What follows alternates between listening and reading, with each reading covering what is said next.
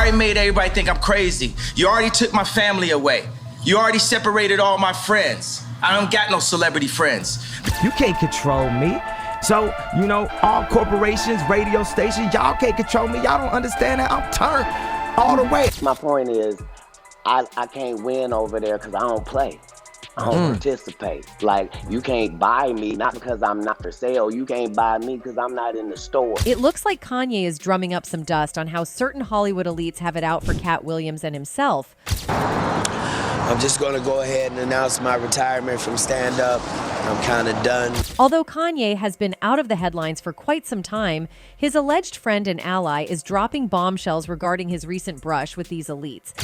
They can't threaten me. I'm already scared.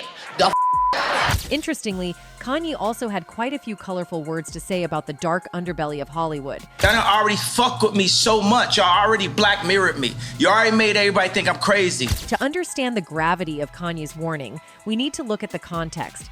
Kanye has been vocal about the oppressive nature of the Hollywood elite for years. Recently, he went to Katt Williams with a message that shook him to his core. Kanye warned that there are powerful people in the industry who would go to extreme lengths to silence anyone who poses a threat to their control. You already made everybody think I'm crazy. You already took my family away. You already separated all my friends. I don't got no celebrity friends. But who are these people? What exactly did Kanye mean when he said that they have taken everything from him? You can't control me. So, all corporations, radio stations, y'all can't control me. Y'all don't understand that. I'm turned all the way. Katt Williams, known for his sharp wit and comedic genius, has also had his own experiences that align with Kanye's warnings. From unexpected arrests to sudden health crises, Katt has faced situations that many speculate were engineered to discredit or harm him. My point is, I can't win over there because I don't play. I don't participate. Like, you can't buy me, not because I'm not for sale. You can't buy me because I'm not in the store. For context, Katt Williams is no stranger to controversy. For years, he's been vocal about the sinister forces at play in Hollywood, exposing what goes on behind closed doors. One of the most jaw-dropping revelations came during an interview where Katt revealed that Diddy tried to entice him with over $50 million to attend his infamous freak-off parties. These weren't just regular parties. These were wild, unhinged events where Diddy allegedly sought total control over attendees, including their bodies. Had to turn down $50 million 4 times. 4 times. Just to protect my integrity and that virgin hole I was telling you about. Right. Because P. Diddy be wanting the body. And you gotta tell him no. This shocking claim sparked a series of events that would forever change Katt's life. After rejecting the deal, it seemed like the floodgates opened. Katt became a target for relentless harassment. His house was robbed, he was physically assaulted, and he was even arrested multiple times, often under suspicious circumstances. But Katt's personal attacks weren't just random, they appeared to be orchestrated. Katt repeatedly spoke out against the industry's elite, including some of the most powerful moguls in entertainment, and many now believe that this made him a target. Some of us are against the Illuminati, and we are against the Illuminati at our own detriment. When people are against the Illuminati, then they get punched in the face all the time. Recently, Jaguar Wright's interview with Piers Morgan sent shockwaves across the industry when she boldly claimed that Jay-Z was behind every predatory figure in Hollywood. According to Jaguar, Jay-Z has been running the show behind the scenes, controlling the careers of those who fall in line and sabotaging those who resist. I don't see the lineup. Yeah, we see the lineup. I'm just waiting to see who's next. Jay-Z is setting Diddy up. This isn't the first time Jay-Z has been accused of using his influence to silence dissenters. For years, there have been whispers that anyone who challenges his empire meets a similar fate. But Jaguar's claims go deeper. She suggests that Jay-Z is not only controlling Hollywood, but actively participating in the destruction of careers like Katt Williams. Jaguar's allegations come at a time when the industry is facing an unprecedented reckoning. In 2024, according to Katt Williams himself, all evil will be exposed, and the truth will finally come to light. Race is not where the line is drawn. It's God's side and the other side. And we don't care nothing about the other side. Period. But what evil is Katt talking about? According to both Katt and Jaguar, this evil is none other than Jay-Z himself. While Katt has been vocal about the industry's dark side, his life took a strange and dangerous turn in the years following his rejection of that $50 million contract. Several incidents raised eyebrows, leading many to wonder if Katt was being targeted by higher powers. In 2016, Katt's home was broken into and valuable items were stolen. The burglary came just days after Katt had made yet another public statement against Hollywood's elite, prompting many to question whether this was a warning. The incident was followed by a series of violent altercations that Katt found himself in, often claiming that he was being set up. But the most chilling incident occurred when Katt announced his retirement from stand-up comedy. In a video where he appears visibly distressed, Katt tearfully told his fans that he could no longer continue performing, citing the pressure and danger he was facing. I'm just going to go ahead and announce my retirement from stand-up. I'm kind of done. In any case, aside from his home getting attacked, Williams has also been repeatedly jailed throughout his career, something he claims is a calculated attempt to quiet his outspoken nature. According to various internet sources, Williams has been arrested 17 times, though in a recent interview on Club Shay Shay, the comedian himself claimed that the number is closer to 30. Each of these incidents seems to contribute to the narrative that powerful forces are out to get him, a theory that Williams has echoed in numerous interviews. The first of Williams' high-profile arrests occurred in November 2006, when he was detained at Los Angeles International Airport for carrying a concealed firearm. Though he pleaded guilty to the charge, the punishment was relatively light, a $250 fine and 3 years of probation. However, the comedian's legal troubles didn't stop there. In a series of incidents that followed over the years, Williams' arrest record reads like a Hollywood script full of bizarre twists and shocking turns. 3 years after his airport arrest, Williams was involved in a disturbance at a Walmart parking lot, where police confiscated firearms from his vehicle. Though he wasn't charged, the comedian publicly labeled the event a witch hunt, expressing frustration that authorities seemed intent on finding fault with him wherever possible. This feeling of being targeted would surface again just a month later when he was arrested in Atlanta for allegedly breaking into a home and stealing $3,500 worth of jewelry and collectible coins.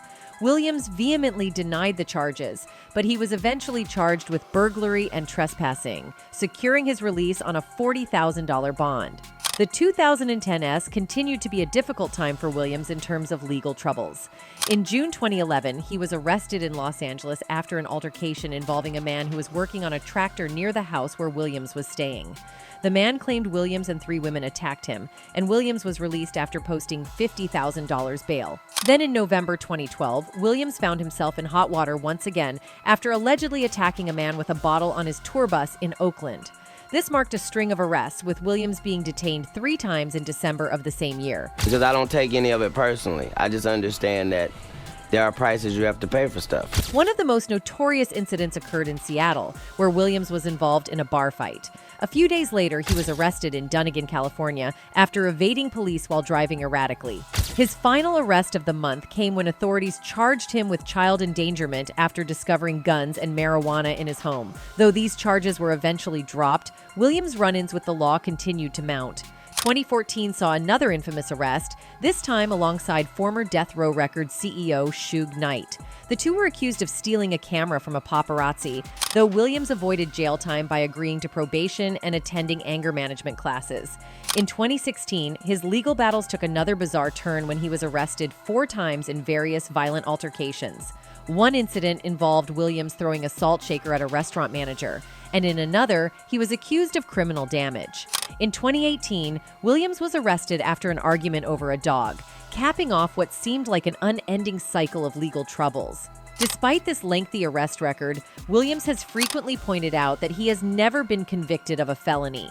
While he may have spent countless nights in jail, he's never been handed a prison sentence. In interviews, Williams has often deflected blame, suggesting that his arrests were the result of misunderstandings, mistakes by others, or targeted attacks meant to undermine his career. For instance, during his appearance on the Willie D podcast in January 2024, Williams discussed his 2014 arrest with Suge Knight, explaining that the incident escalated because the photographer was taking pictures of Knight's children, which he saw as an invasion of privacy.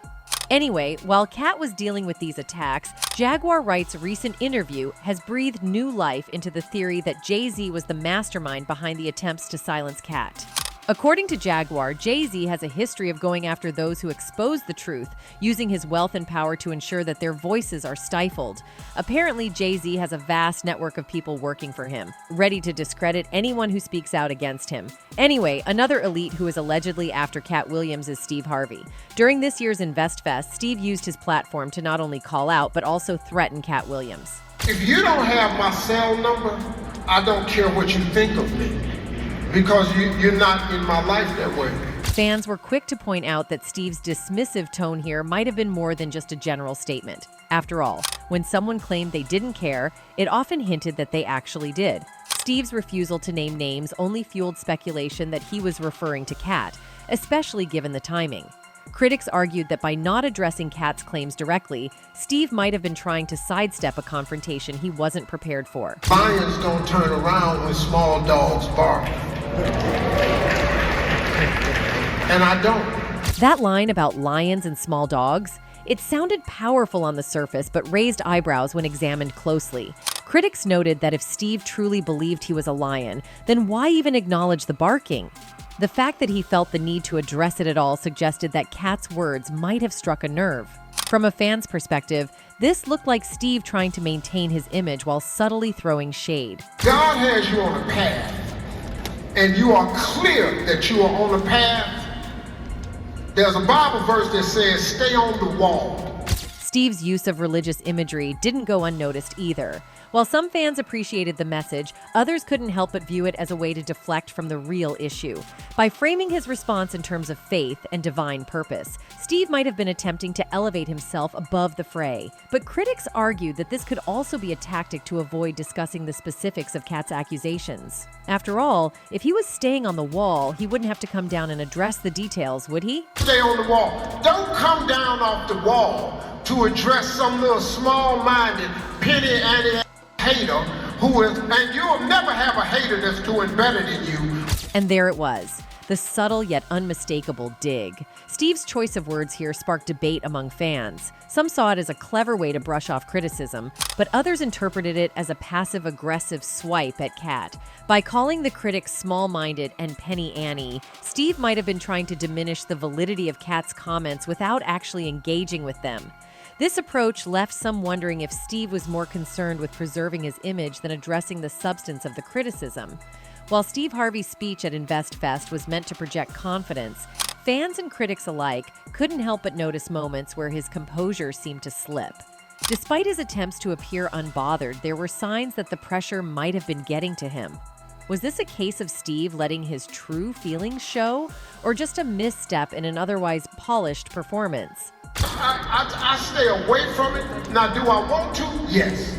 Because I'm a human being, and I'm hood. This part of Steve's speech raised some eyebrows. For someone who was supposedly above the drama, Steve's readiness to throw hands came off as a bit out of character. Fans on social media were quick to point out the irony. Steve, who had just preached about staying on the path, suddenly seemed all too eager to step off it. Critics suggested that this moment of bravado might have been an attempt to reassert his dominance, but it also hinted at some underlying frustration that was hard to ignore. I used to be a fighter, and I still got hands. They slow, but if you get up on me real close, I can still knock your monkey out though. I just don't have the quickness I have. The abrupt shift from aggressive talk to a sudden apology had fans talking. Some saw it as a genuine moment of self-awareness, while others speculated that Steve realized he might have gone too far in front of the InvestFest audience. Critics argued that this backtrack could be seen as a crack in Steve's usually controlled public persona. Moments like these made people wonder if the criticism from Katt Williams was starting to get under his skin, despite his efforts to stay above it all. In any case, Katt Williams is aware that the industry is not just after him, but after everyone else who exposes it, and one person who can't seem to catch a break from the industry is Kanye West. In his Club Shay Shay interview, which happened earlier on this year, Katt revealed that the industry has been exploiting Kanye for years. But since he didn't sit down and take it like they expected, they branded him as crazy. We're pretty awful people if we say that somebody got a mental illness and then we watch what they do. But Katt pointed out the irony that even though people deem him unstable, they still judge him on the standards of a normal person. If you say somebody got special needs, then why would you be watching them and holding them accountable like everybody else. The comedian went on to argue that the 46-year-old rapper should be given special consideration due to his alleged mental issues. He said, "Wouldn't you grade them on a curve? Wouldn't you go, whew, this guy? Because, I mean, what are we reacting to? What are we reacting to?" He alluded that if the alleged mental illness were true, the Hollywood industry would be responsible for Yeezy's condition. He explained that Kanye was overhyped by the industrial higher-ups as a music genius, and the undue pressure was immense. It is not unheard of for people with gifted abilities to break down under intense scrutiny. You are the one that put him in a position where he thought he was God and could call himself Yeezus. You're the one that told the guy that writes musical lyrics that he was a genius. Katt commented that he doesn't understand what it is that the industry wants from the former artist. He explained right now that Kanye's vision regarding life in general is so impaired due to the alleged brainwashing that he had a prostitute for his wife. You're the one that's like, so what do you expect? The guy married a Katt later elaborated on the marital issue, explaining his point of view by saying, "I didn't mean it like that. I mean, he married her because she was one, not that he didn't know. He understood that he wanted that. He courted that. That's what he wanted to base his family on." Even though Kim Kardashian has a pretty big following on social media, Katt claimed that if his words weren't true, then how did she end up with Pete Davidson, who is known to be lying around? To drive his point further, Katt emphasized that after just 9 months, he also broke up with her. He alluded that even Pete had higher standards than Kanye in this regard. If what I'm saying is not correct, then how does she end up with Pete Davidson? No. I don't support or villainize Kanye because I don't understand what it is we want from him. Now, if you think Katt is done, you are sorely mistaken. You see, Katt revealed that Kanye started a church, but he kept bad-mouthing it in public. But his behavior was enabled by the black community as a whole. This dude started a church and kept cussing. Nobody in black church said nothing. You would have thought all the pastors would have came. You can't be no gospel artist. On top of that, Katt predicted that this year will be the time when the truth about the Hollywood industry will be exposed to the world. All people that love the truth got to be happy if the truth coming out and lies is getting exposed. That's just what time it is. 2024, folks. In hindsight, it is quite apparent that Katt is trying to reveal that the whole industry has been planning to oust Kanye for some reason. It may be related to Kanye's past troubling behavior. You see, back in October 3, 2022, West, Candace Owens, and at least one other model wore shirts with "White Lives Matter" written on them at West's Yeezy fashion show in Paris. Despite the words being seemingly innocent, the Southern Poverty Law Center took offense to that. They stated, "The term is associated with a neo-Nazi group with that same name that was founded as a racist response to the civil rights movement Black Lives Matter, and describes itself as dedicated to promotion of the white race and taking positive action as a united voice against issues facing our race." Later on, West publicly complained about his contract with Adidas to make Yeezy products. However, Adidas decided to put its long-standing relationship with West under review, in response to which West wrote on Instagram, "F Adidas, I am Adidas. Adidas arred and stole my designs." Just 2 days later, in an interview with Fox News' Tucker Carlson, West wore an ultrasound photo around his neck to demonstrate his pro-life views and claimed, "There's more black babies being aborted than born in New York City at this point. 50% of black death in America is abortion." And then brings up singer Lizzo when saying being overweight is genocide of the black race. The next day, Kanye was restricted from the Instagram application because he unveiled the private conversation with Diddy Combs, where he threatened Diddy of making an example out of him. A little while later, he tweeted the tweet that shocked the industry to its core.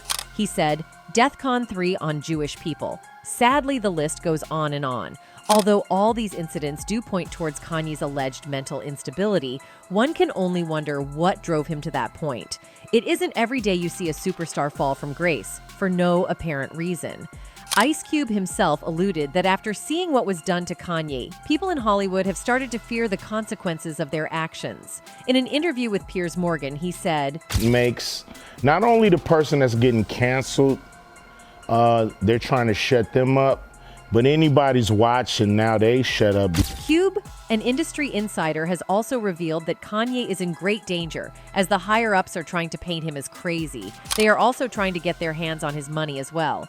He alluded that due to these motivations, Ye was recently attacked. Cube said, "I believe he's doing great. He's still, dealing with with some people trying to hold on to his money. You might not remember, but Kanye himself revealed that back in 2016, he exposed the elitists that were trying to pump his veins with lithium under the disguise of treating bipolar disease.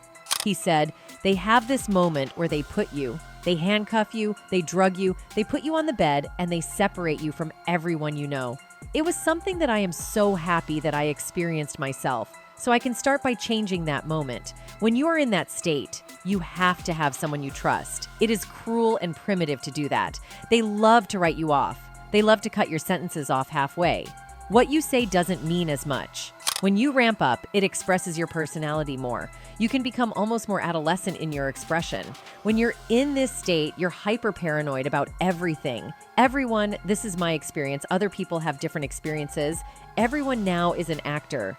Everything's a conspiracy. You feel the government is putting chips in your head. You feel you're being recorded. You feel all these things." West was hospitalized at UCLA Medical Center in 2016 after a breakdown preceded by sleep deprivation and dehydration. He had been on tour around that time, and his onstage rants had been making headlines.